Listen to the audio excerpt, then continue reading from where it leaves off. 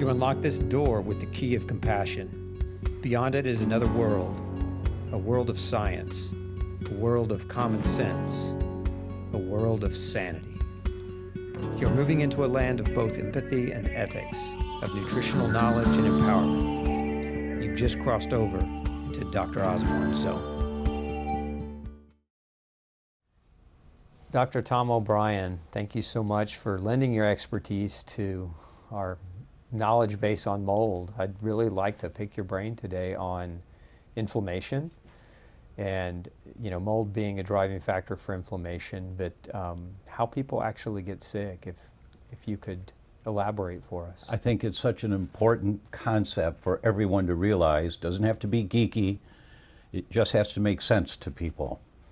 That the CDC tells us that 14 of the 15 top causes of death in the world today are chronic inflammatory diseases. Everything except an unintentional injury, an accident.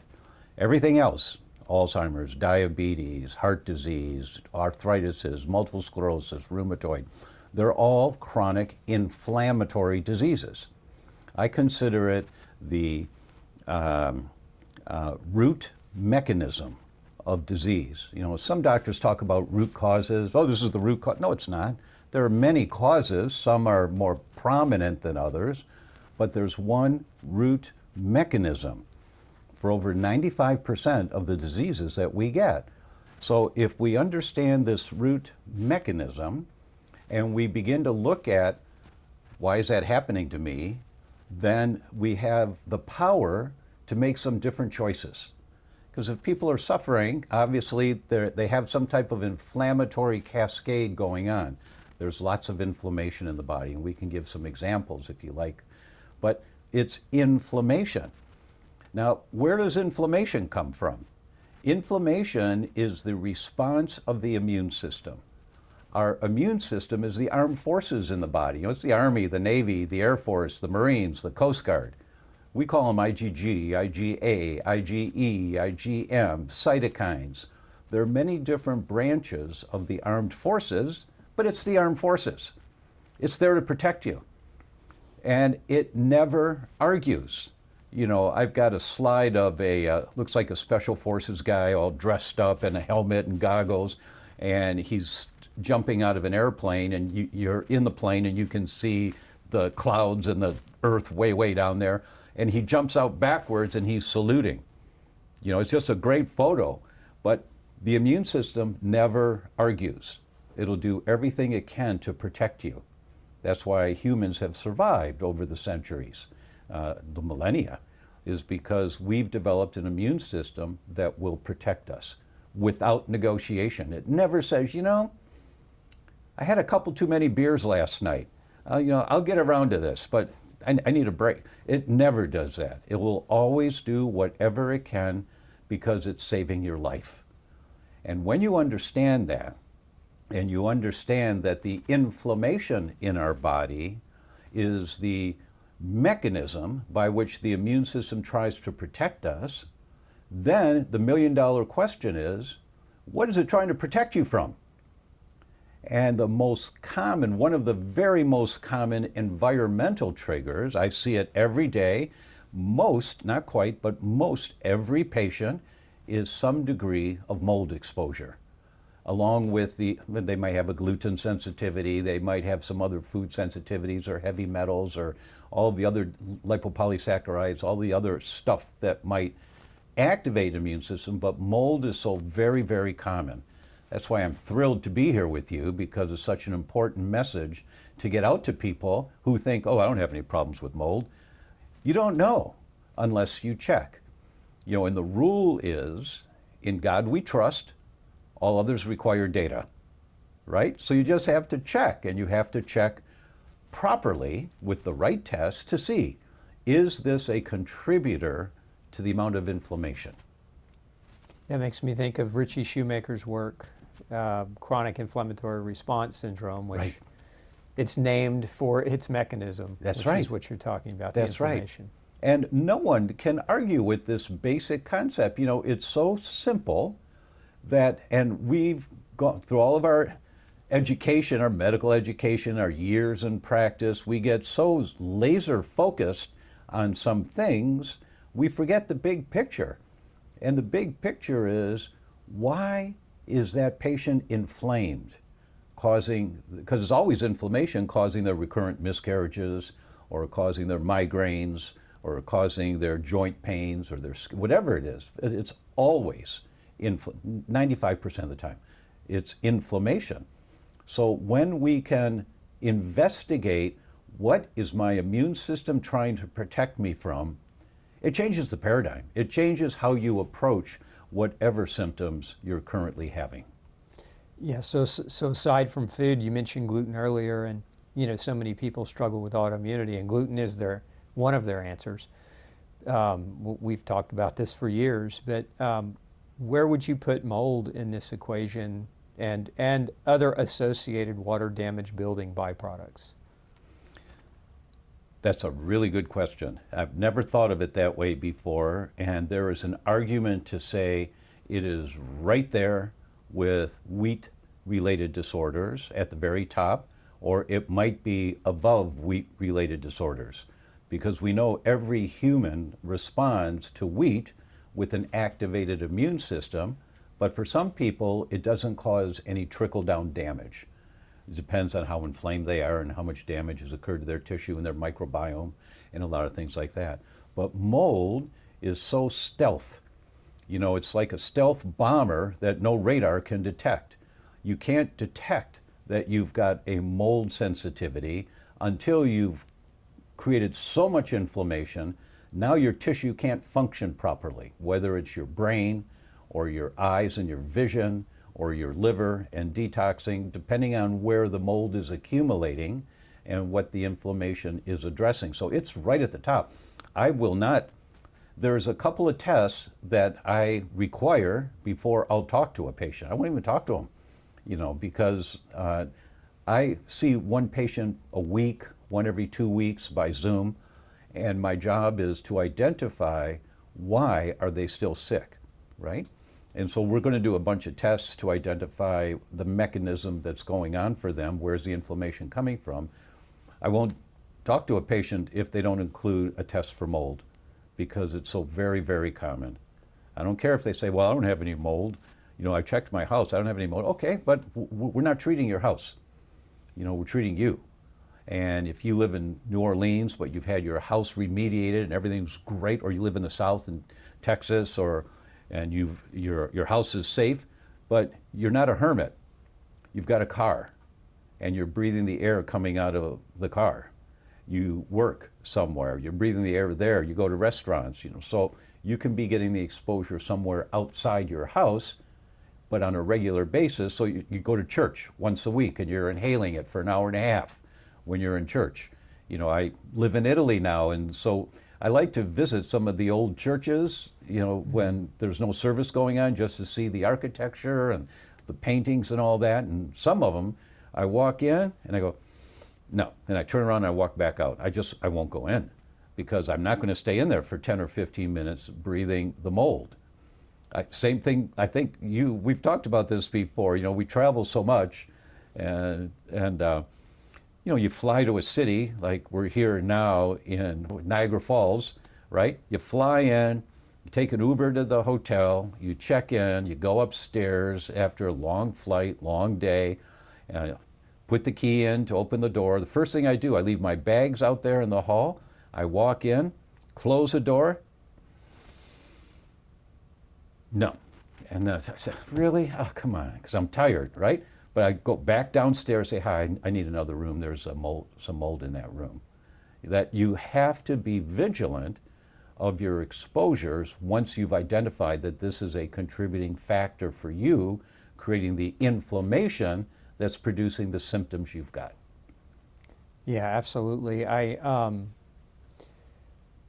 find that when many people are exposed long enough, they become so hypersensitized that even small exposures here and there can really set their immune systems up for reactions. Right, that the immune system is so vigilant now that it's just a minor little exposure in the Uber car, maybe, but it's enough to create a cascade effect. It's like if you're exposed to gluten when you've been gluten-free, a single exposure, and you're going to have an immune reaction for weeks from one exposure.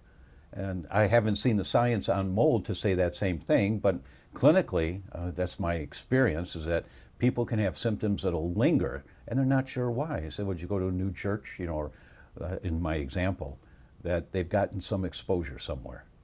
Yeah, what percentage in your clinical experience of people that you've treated with autoimmunity where mold or mycotoxins or LPS from the bacteria that grows with mold, what percentage would you say of those individuals have those specific types of problems? 100%. 100%. I've never gotten a normal back on a first test when I'm looking for someone. I'm looking for the triggers of inflammation for someone diagnosed with an autoimmune disease. So very specifically, not normal people with great health, but people that have a prior diagnosis, somebody with rheumatoid or multiple sclerosis. Right. I thought that was the question, and people that come in, every single one of them. And in your experience, I don't know if you've quantified it in any way, at least clinically. I know sometimes it's hard to do. How much, like if we were saying, okay, gluten was 20% of why they got sick, and maybe heavy metals were 20% of why they got sick. What percentage of trigger would you say mold, mycotoxins, LPS are? I know you find it in 100%, but like in changing somebody's diet, my experience has always been, a lot of times they get better. Mm-hmm. And we don't have to go farther than that. Mm-hmm. But to a degree, they get better. Yeah. Mm-hmm. Yeah. But I guess what I'm trying to ask is quantitatively, how much of it is that environmental piece for people? I haven't evaluated that on a large group of patients. I haven't thought about it, but your question is a good one. And my response would be, every single one of them will have an immune system that's fighting mycotoxins. And the test we use looks at 28 different mycotoxins. Every single one will have one or two. Some of them will have 10, 15 different mold mycotoxins that their immune system is fighting. And if I look at wheat, we use a test that looks at over 20 different peptides of wheat. And okay, so which one has more variability of components of mold, components of wheat, which one is a little more dominant? And I haven't thought about that before, so I'm not sure it's accurate, but my experience, off the top of my head, mold. Mold is more common than a sensitivity to wheat in terms of how aggressively the immune system is fighting it. In your experience, what do you feel like is the biggest commonality behind how people are exposed to mold? Is it their homes, churches? Like what are you seeing mostly? Mostly their homes. It's extremely rare to not identify the source in the home if they look thoroughly enough. Mostly in the home. Some it's foods. For some it's coffee, because the beans they're using have mold in the coffee. And it's minute exposure, but if you're drinking coffee every day, 1 or 2 cups a day, you're getting a little bit accumulatively that builds up in your body, an exposure to mold. But mostly, I think it's the home environment. That's been my clinical experience. Yeah, I ask because so many people, like you said a moment ago, can't be my home. I don't see mold on the walls. Right. I'm a super clean housekeeper. There's just no way mold Right, is it's growing. offensive to them to think I've got mold. Really? Yeah. Let's just take a look in your shower. You see that dark stuff in the grout there? It's like it's not white anymore. And you see it's dark, dark, dark, and then it's white over here, and then it's dark again. You need to check that. That might be mold, right? It's so common to see. And I agree with you. I think some people think it suggests a dirty home or you don't take care of your home. One of the questions I ask is, Mrs. Patient, if you go on a holiday for a week or 2 weeks, when you come back home, Do you have to open the windows to air the house out? Oh yeah. Well, that's mold, right? You shouldn't have to air the house out. It's nice to open the door to get some fresh air in there, but we say, there's a noticeable difference in the quality of the air. That's likely mold. Yeah. You're talking a lot about lipopolysaccharides and bacteria. I'd like you to walk the folks through kind of their danger. I've experienced, and I know you have too, the prevalent association between water damaged buildings, mold, and also bacteria growing in the environment. And Yes. You have mold toxins, but then you also have bacterial toxins that are released. Could you walk us through those bacterial toxins and kind of what are some of the symptoms? What would people do to recognize whether or not that was part of what was impacting them? And the reason I ask that specifically is because sometimes people will come to my clinic and other doctors' clinics, and they'll maybe have been tested for mold, but they haven't been tested for bacterial toxins. And maybe they didn't test positive for the mold, and so they've dismissed that as a potential possibility. Yes. Critically important. I think the first and most important concept for the general public in wanting to be healthier is to understand that the root mechanism of disease is always inflammation. Almost always, 95% of the time. So when they understand that, then they start thinking, what is my immune system trying to protect me from? Then it leads into where the exposure is coming from that are activating that immune system to protect you. And lipopolysaccharides is at the very top. To tell you how important it is, and what most doctors don't talk about, I'll talk about this today in my lecture here at this conference that we're at, is that lipopolysaccharides accumulate in your body over the years, and they accumulate in your brain. It's the primary trigger for the production of amyloid in the brain. Amyloid is not bad for you. We hear, oh, beta amyloid, it's the Alzheimer's thing. Yes, that is the Alzheimer's thing, but beta amyloid is a response of your immune system to fight bacteria or bacterial exhaust that got into your brain.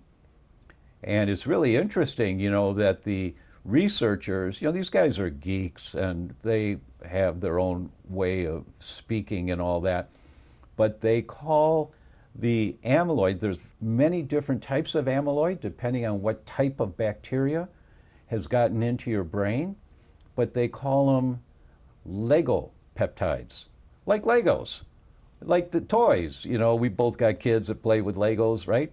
They call them Legos because they're different shapes of amyloid depending on what bacteria you've been exposed to.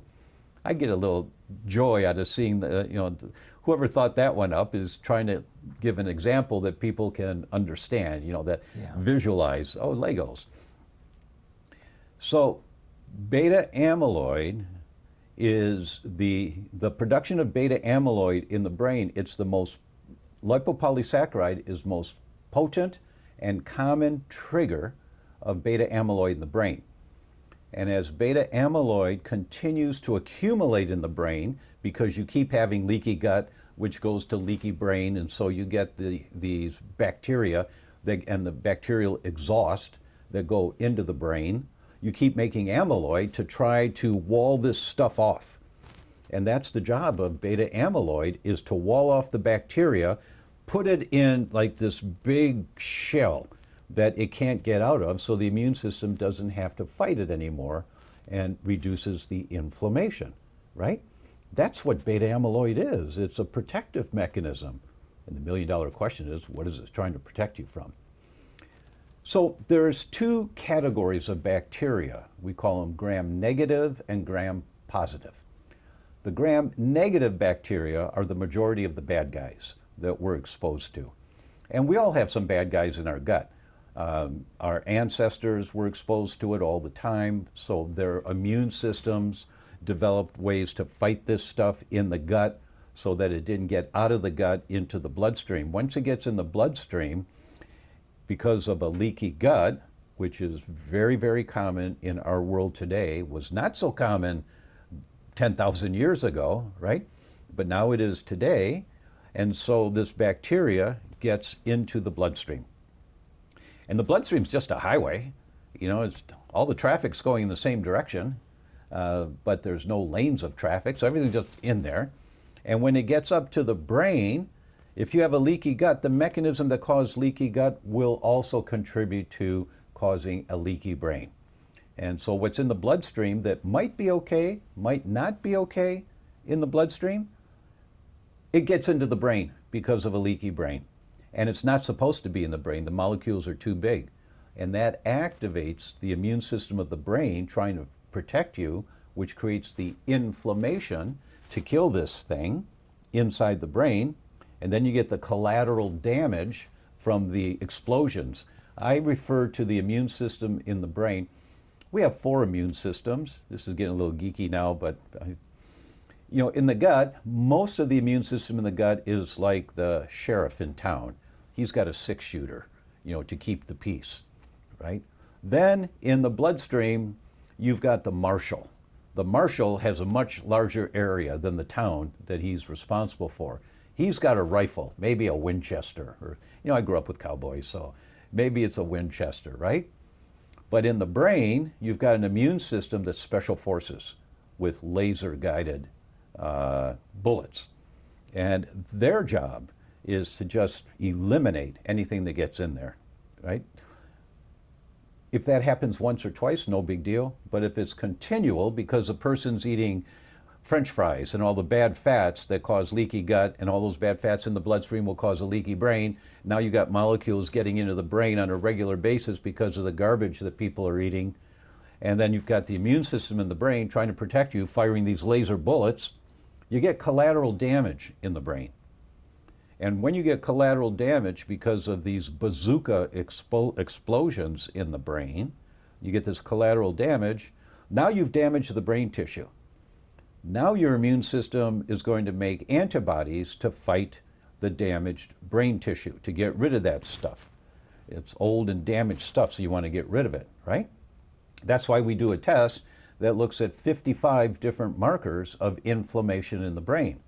We're looking to see how much damage is accruing in the brain right now. Critically important concept. Now, with all that geeky stuff, sorry about all that, but I hope it gives a picture of what we're dealing with. The gram-negative bacteria have a vest.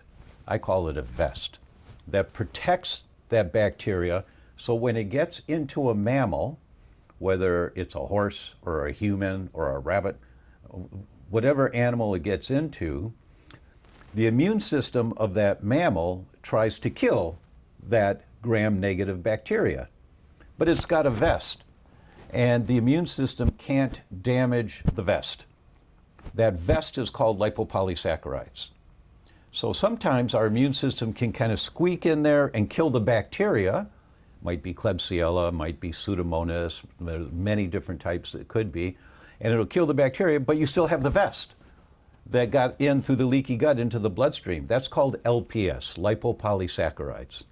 It's the vest of the gram-negative bacteria, and your immune system cannot kill lipopolysaccharide. And doctors don't know this, but it accumulates in your tissue, it accumulates in the brain, it accumulates in your liver, it accumulates in your muscles, it accumulates in your gallbladder, it accumulates in your tissue. Over a lifetime, that's why it's called endotoxin. Endo means inside. Endotoxin, inside, the toxins inside the body are lipopolysaccharides that come from this bad bacteria that we all get a little exposure to, but because of the leaky gut, we get a lot of it in our body.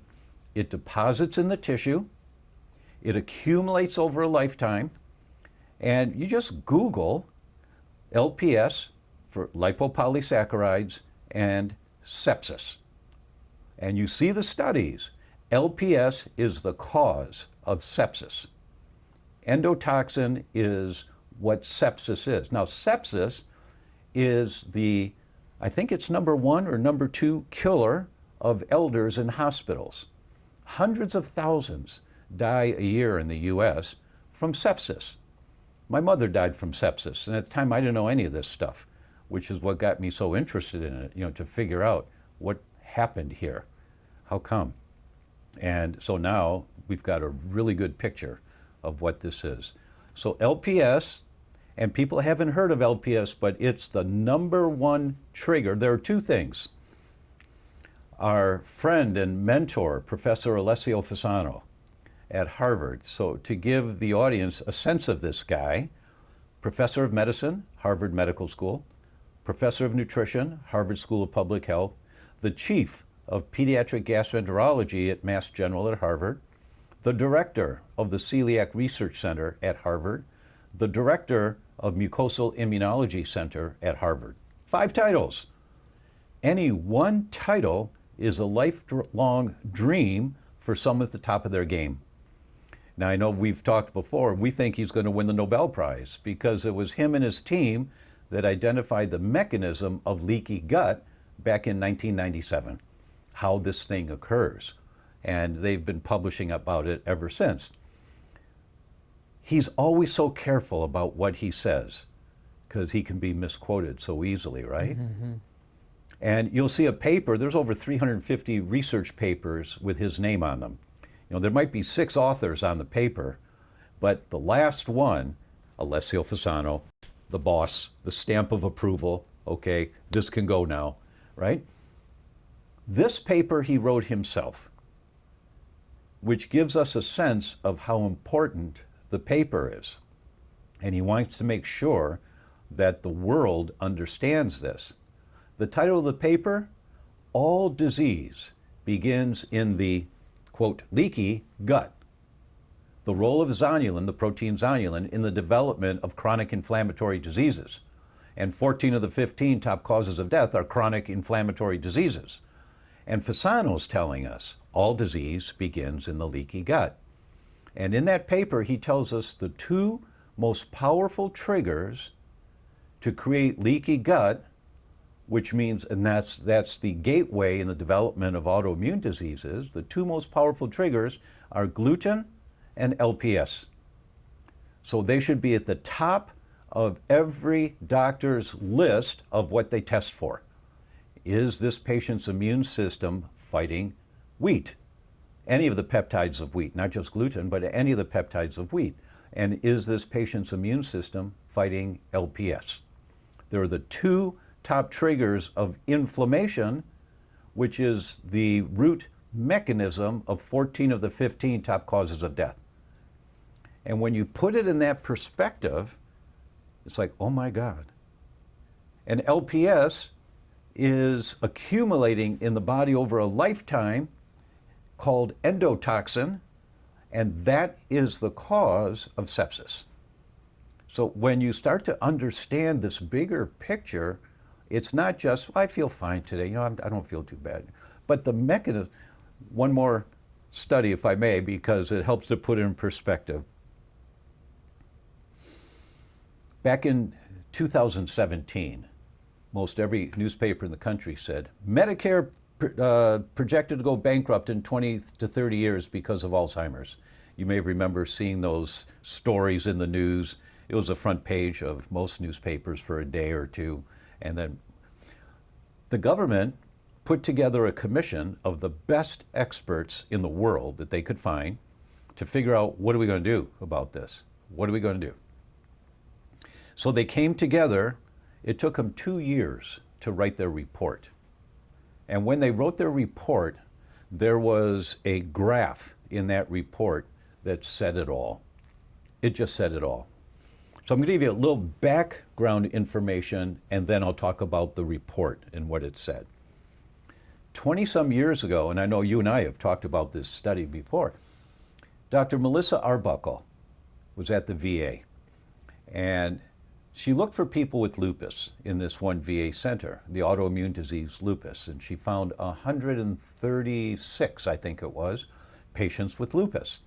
Now, if they're in a VA center, they're veterans. If they're veterans, they were in the armed forces. If they were in the armed forces, they had their blood drawn many times over the years when they were healthy in the Navy or the Air Force or the Marines. And what most people don't know is that the government's been saving and freezing almost all of that blood since 1978. They've got tens of millions of samples of our service people's blood. Dr. Arbuckle knew this, and she asked for permission to look at the blood of the currently diagnosed lupus patients when they were healthy in the Army. What did their blood look like? And she got permission. There are 7 antibodies that cause lupus, and she found that every single patient had every single antibody elevated 5 years before they ever had a symptom. No symptoms whatsoever. They felt fine. But they had elevated antibodies that by definition is killing off tissue, killing off tissue, killing off tissue. Some of the antibodies were elevated 11 years beforehand, killing off tissue, killing off tissue. But all of them, it was 5 years. So she did a graph in her research paper, and she showed first you have normal immunity, which means you have a normal level of antibodies to your thyroid. When we do a blood test for autoimmune thyroid disease, there's a reference range usually to 34 to 36, depending on the lab, right? Why is it normal to have 22 antibodies to your thyroid? Why is that normal? Because it's part of the process of autophagy, which means getting rid of the old and damaged cells to make room for new cells.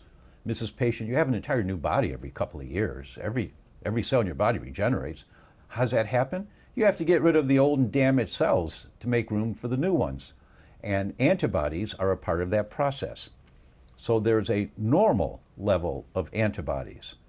But when you have elevated antibodies, you're killing off more cells than you're making. Okay, but you feel fine.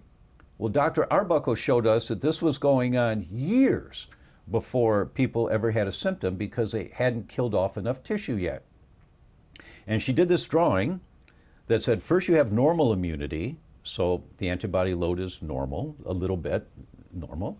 Then you have what she referred to as benign autoimmunity.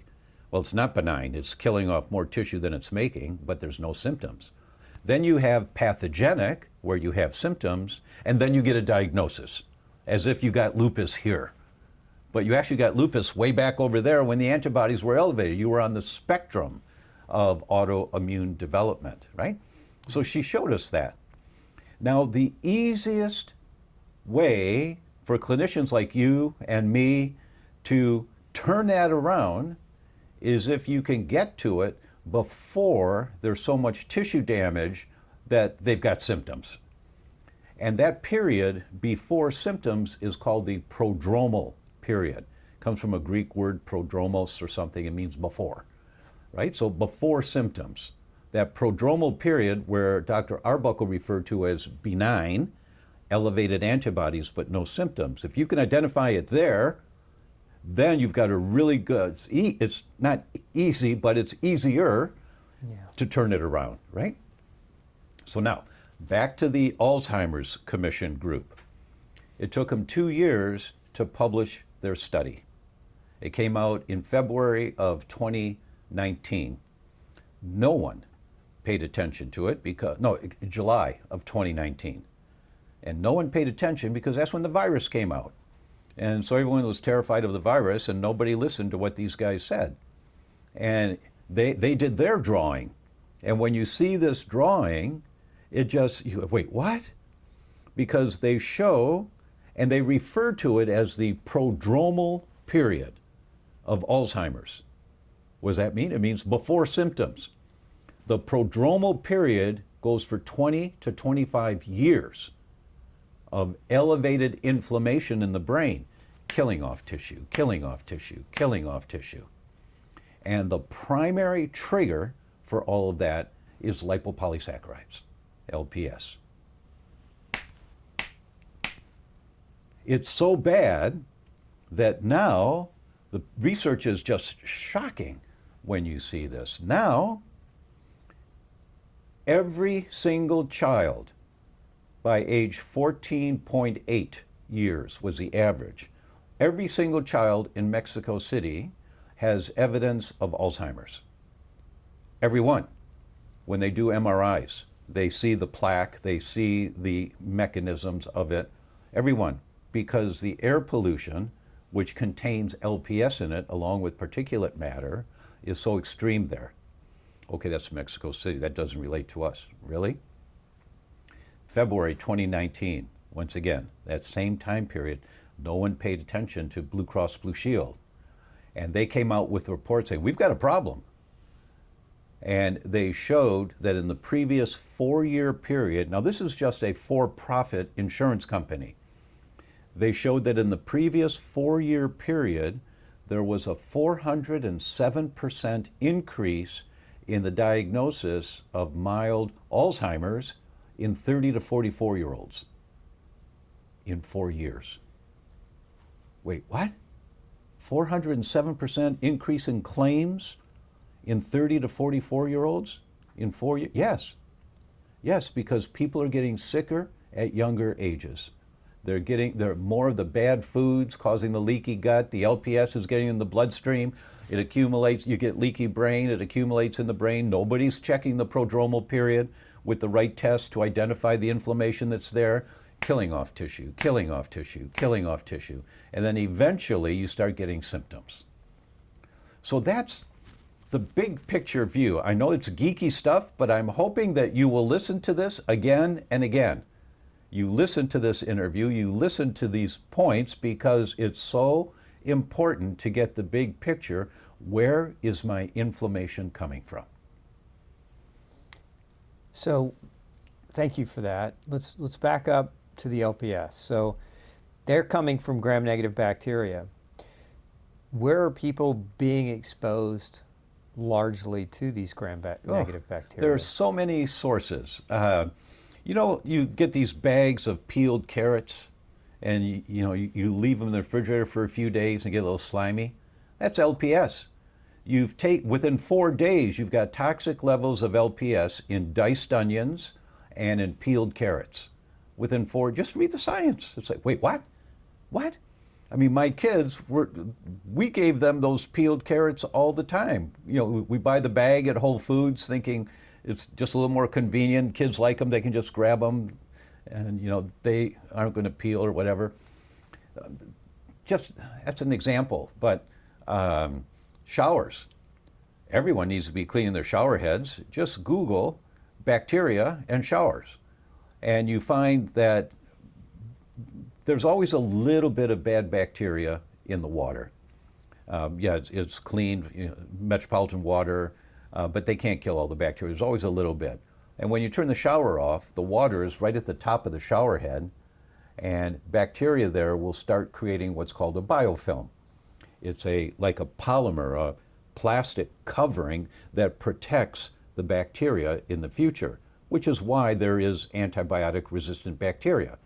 It's not that the bacteria has changed, it's that it creates biofilms so that the antibiotics can't get to it. It's coming up against this plastic. Your shower heads create biofilms. And when you read the science, it's like, wait, what? What? Every single shower head that they look at in Colorado had biofilms. And in Hawaii, they did 2 states. They looked at Hawaii and Colorado. Every one of them had biofilms. I don't know how many years they had been installed. I don't remember when that was. But they cleaned the shower heads, and then within 3 months, the Hawaii one was back. So in hot climates, you have to clean your shower heads at least every 3 months. In Colorado, it took over a year before the biofilms were back. So at least once a year, you clean your shower heads, and it's so simple. You get strong vinegar. We use 24% vinegar. It's on Amazon, it's really cheap, but 8% will do, and it's not as potent. And you just soak the shower head in vinegar overnight. So you just unscrew the shower head from the pipe, and you put it in a little plate or a bowl of vinegar overnight, and then you put it back up the next day. Be careful, because this stuff is potent, and you've dissolved the biofilm. But every time you turn on a shower, the aerosolized mist is loaded with LPS, and it's loaded with gram-negative bacteria. So for people that have recurrent throat infections or ears or eyes, nasal sinus stuff, headaches, seizures. You got to clean their shower heads as a component of getting rid of the triggers activating the immune system. Other sources of LPS, the most common one is in the gut. We all get exposed to a little, it's in our food, but when you have a leaky gut, because the balance of your microbiome is so far out of balance, the inflammation that's in the gut is causing the, I call it tears in the cheesecloth of the inside lining of the intestine. And so that it doesn't matter how healthy your food is, these bigger molecules are going to get in if you have a leaky gut. And there's always a little gram-negative bacteria. Our world is just loaded with, it's everywhere. I mean, it's on the countertops. So it's not a war per se against the bacteria as much as it is a knowledge base to protect the lining of the GI tract and have behaviors that are conducive to minimizing the potential for the risk. That's exactly right. Exactly right. You know, this study always shocked me. I just couldn't quite grab this one. I just, what? They took 10 people and they did microbiome analysis. They did stool analysis to see what kind of microbiomes do they have. And they got 10 hotel rooms. The researchers didn't know who was in what hotel room. They cleaned, almost sterilized the hotel rooms beforehand, and then they had the people stay in a hotel room overnight. The next day, the researchers came in, they could tell you with 100% accuracy who stayed in what room, because they just wiped down the faucet in the bathroom. You know, they wiped down the countertop or the tabletop, and they identified the bacteria that's left behind. And so, oh, that belongs to that guy. That belongs to that woman. And they were 100% accurate. And it's like, wait, what? So we have to understand that we live in a world of bacteria. It's their world, not our world. It's their world. And you can't sterilize to get rid of the bacteria. I mean, we all know, of course, you and I know that there's 10 times more cells of bacteria in our body than there are human cells. Professor Yehuda Schoenfeld, the godfather of predictive autoimmunity, we shared the stage in Rome last year, and we had lunch, and I said, "Professor, how are you?" And he looked at me and he said, "Tom?" Oops, sorry. Say Tom again. And he looked at me and he said, "Tom, we are born 99% human, and we die 90% microbial." And then he just stared at me. And my mind is going, oh, this is a test, this is a test. And so I realized, so Professor, does that mean that our microbiome is really the dance of life?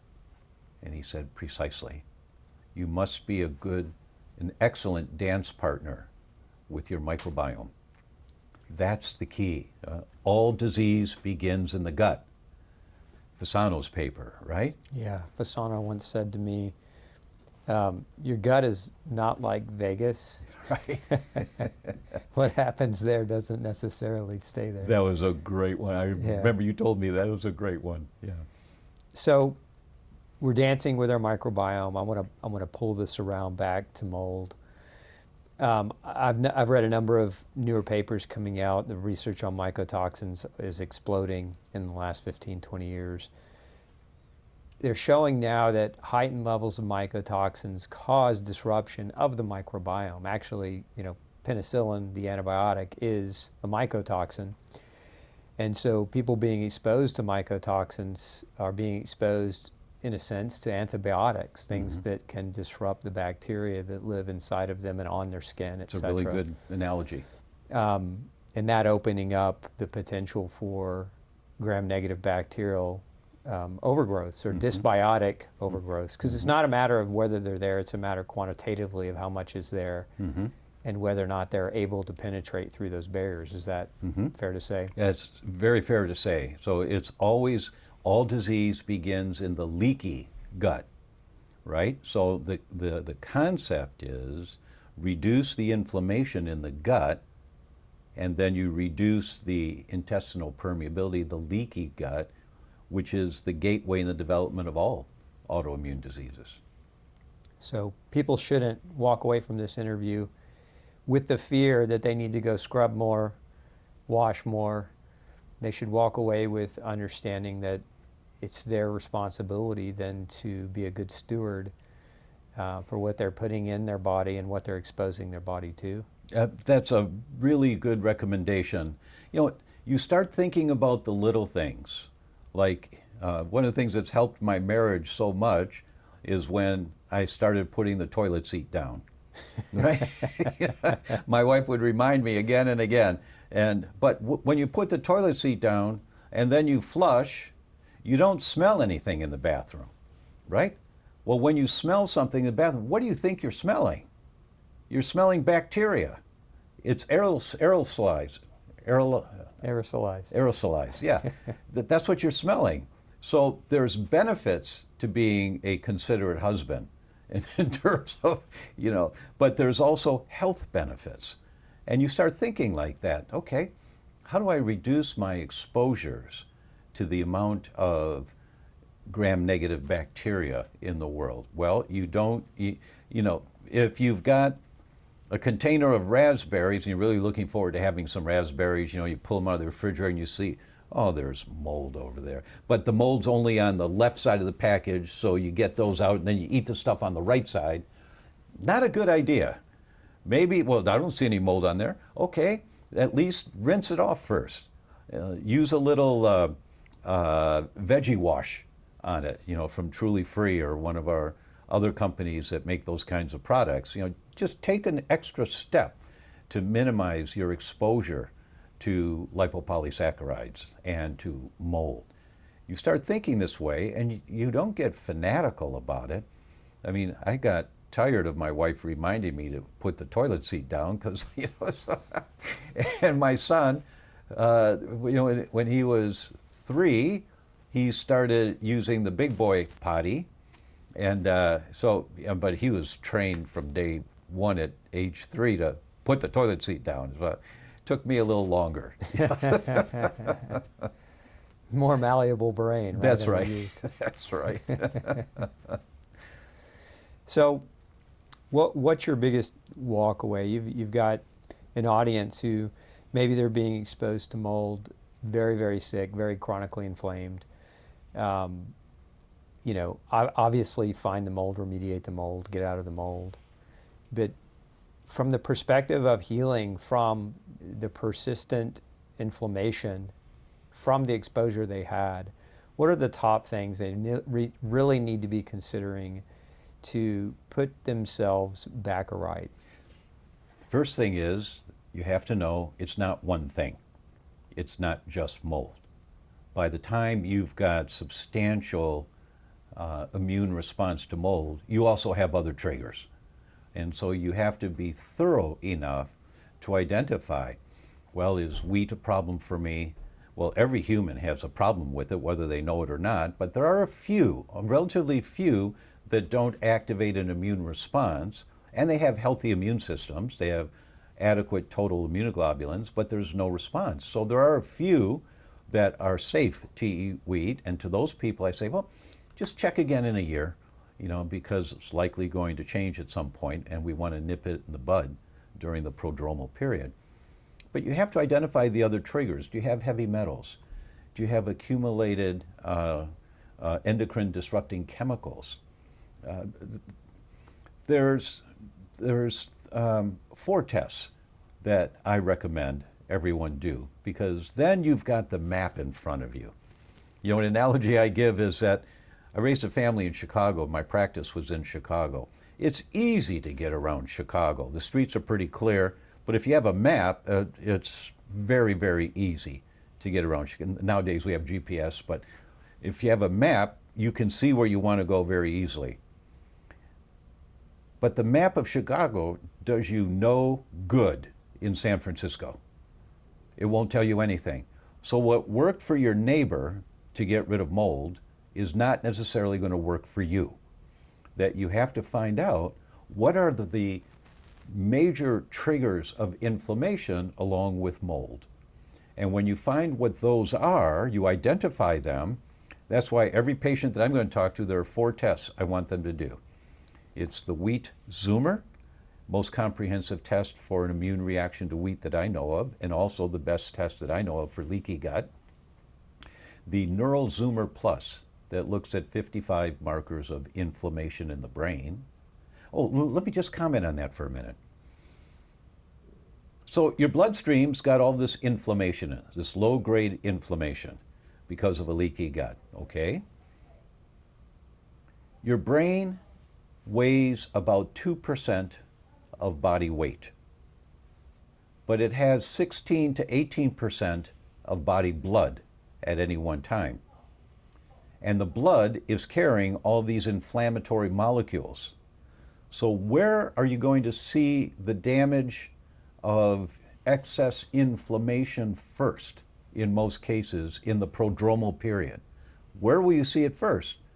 You'll see it where the blood is accumulating, and all these molecules they're inflammatory molecules, and they're damaging the blood vessels in the brain. That's why we do the Neural Zoomer Plus. It looks at 55 markers of inflammation in the brain. The third test is the gut Zoomer, to see how much inflammation's in the brain, what kind of a microbiome do you have, and there are many good tests out there that'll look at the gut. And the fourth test is called the total tox burden. It looks at 18 heavy metals, 28 mycotoxins, and 35, I think it is, chemicals, like glyphosate and many other chemicals. So those 4 tests, when we have that information, then likely we've got a pretty good idea of what the big kahunas are that you have to deal with. I mean, it's so common that people come back positive with mycotoxins, as we said earlier. But also, it's so common they come back with organophosphates elevated that are stored in their body. These are the pesticides, insecticides, rodenticides, fungicides that are in the food that we eat if we're eating conventional food and we're not washing it when we bring it home before we eat it or put it in the refrigerator. So it's so very common that it's a cadre of antigens. Is a word that means stimulates an immune response. So there are many antigens that have to be addressed. And sometimes, you put them on a gluten-free diet and they feel a lot better, but a year later, there's still some things out of balance. Sometimes you get rid of the mold and they feel so much better, but a year later, there's still things out of balance because you haven't gotten the big kahunas. You haven't gotten the complete map of that body. How am I going to reduce the inflammation in that body? Yeah, well said. That was kind of the premise of my question earlier, which is, of all of these things, in your experience, which,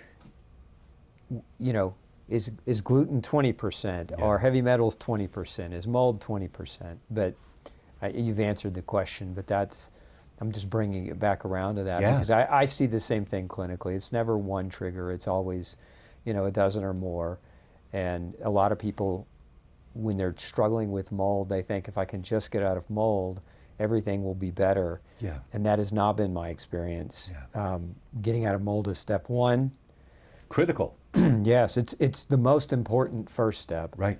But after that, it's really identifying the other things that have, accumulated along with mold and mycotoxins that have Yes. led to the chronic inflammation. Completely agree. Yeah. And that's my message at all of the symposiums that what I do now is travel the world, and I'm lecturing on stage at medical conferences. And these are the ideas that I'm using, the same language. I just show them the studies, I throw them up on the screen, and doctors sit there and their jaw drops. They just didn't know any of this. Really? Sepsis is LPS really? LPS accumulates in your body? Really? That we weren't taught any of this, which is just baffling. How can we not? Because I I didn't make this stuff up. You know, I just read the science on it. Mm-hmm. Yeah, you could you, on that note on sepsis, a lot of people I can see watching this will say, well, I don't have sepsis, therefore I don't have an LPS problem. Oh gosh, no. So No. can I say that sepsis is the accumulation of an acute overload burden of LPS that reaches a pinnacle, whereas you can have LPS prior to that that's driving low-grade chronic inflammation all the time. Is that a fair distinction? That's accurate, very, very accurate. And while you've got this low-grade inflammation that may be causing you symptoms and may not, it might still be in the prodromal period, but the LPS is accumulating in your tissue. And your immune system can't destroy it. The immune system is designed bugs, parasites, viruses, mold, fungus, and bacteria. So it'll kill the bacteria, but the vest that the bacteria is wearing to protect it from the mammal's immune system, there's nothing in our immune system that will deal with that. Yeah, so it's just a matter of controlling quantitatively. That's right. The You've got exposures. all disease begins in the leaky gut. You've got to heal the gut. Then you got to mobilize them. You know, you put them on aerobic exercise, maybe a mini trampoline, you know, at a very gentle pace. Just start moving and enhance their lymphatics, the drainage out of the brain to get this LPS out of the brain. You have to develop some programs for them. So it's not just take a pill and you're going to be fine.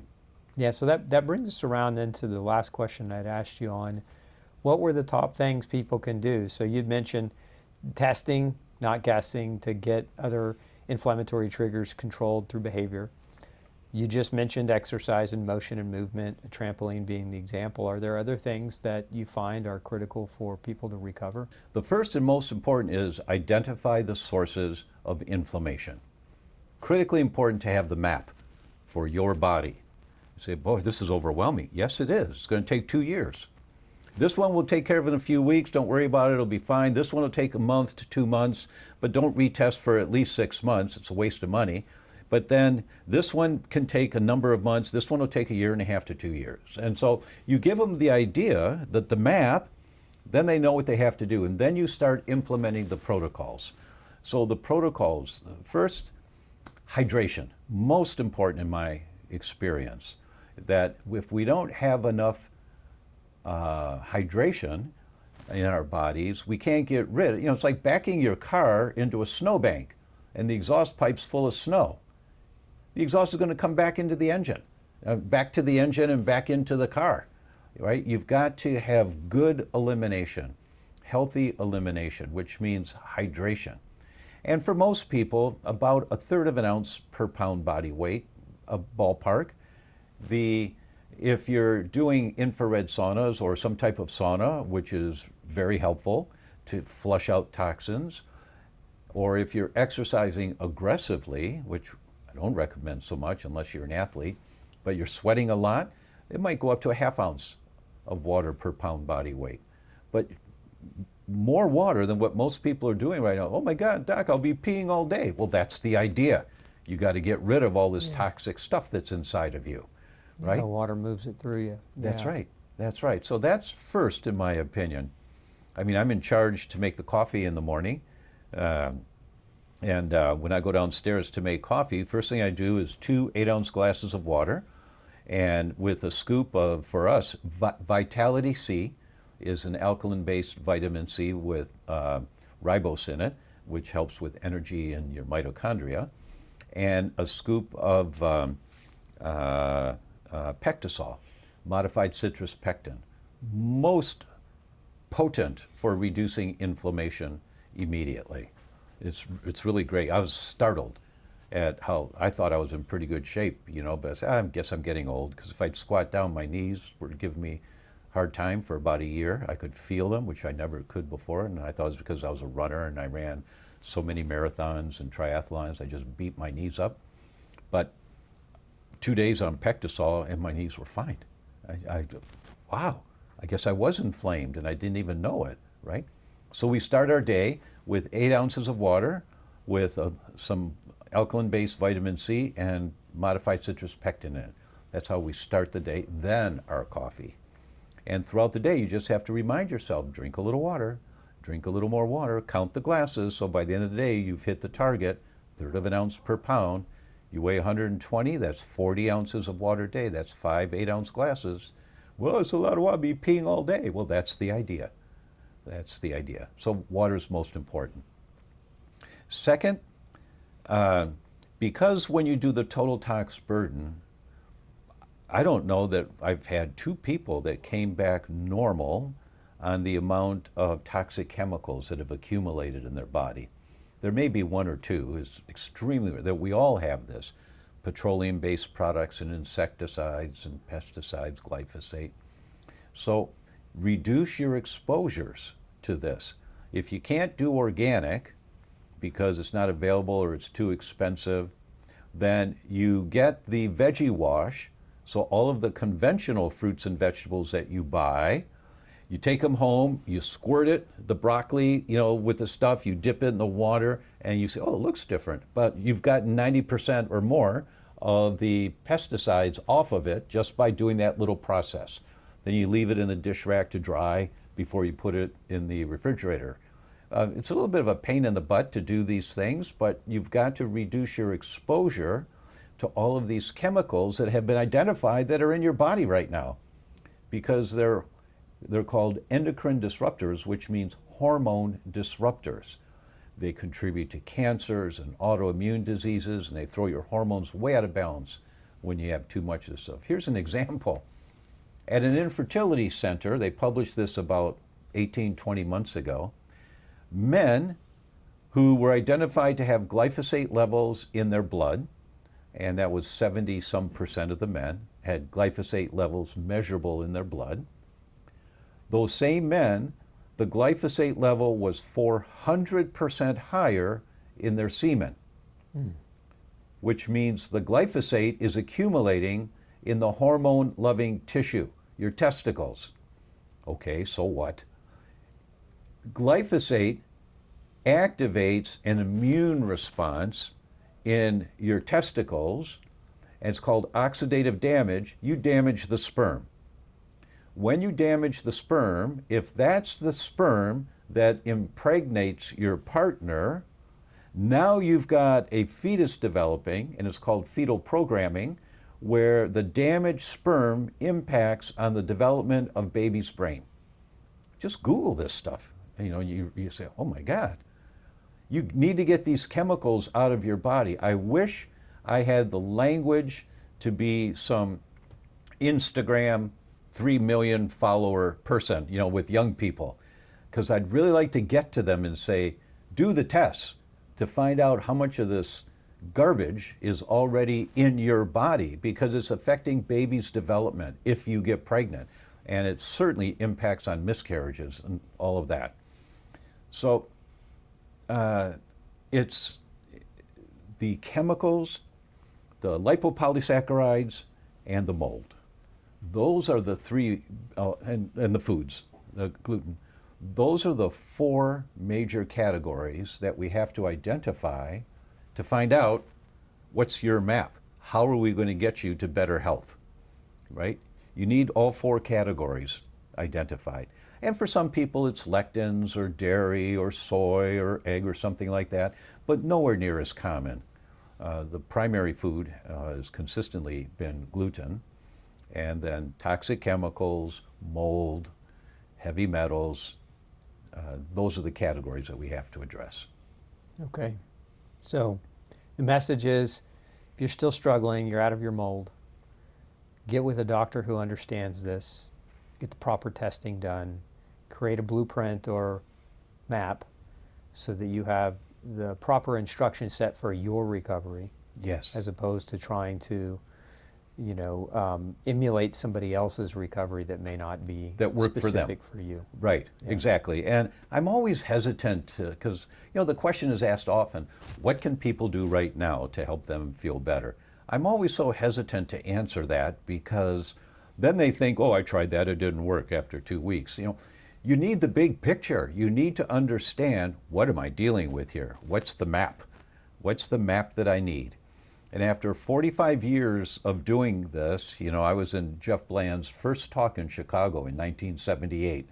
It took me a long time to understand this stuff, but I'm a slow learner. But when you understand the big picture and okay, so I need to reduce my inflammation. Okay, what is my immune system fighting? And then you look at these tests and you find out what your immune system is fighting. Then you begin the lifestyle modification to address what your specific body is fighting right now. You change the paradigm. You change the direction of your health dramatically. Yeah, amen to that. It's interesting.